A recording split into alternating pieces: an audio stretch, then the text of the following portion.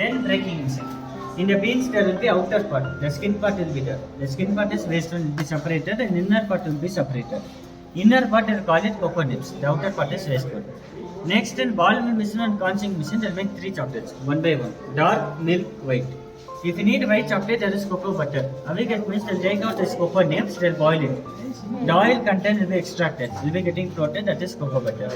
For white chocolate, cocoa butter, sugar, milk powder. Granite white chocolate. If you need dark, 80% cocoa nibs and 20% butter. And milk chocolate, 50-80%. Like the 3 chocolate will make dark, milk, white. Like the race will be changed. They'll grain it in the both the machine one by one will be getting grain. They'll take they'll pour it, they'll put some food and they'll make it. This whole process given anything in the result.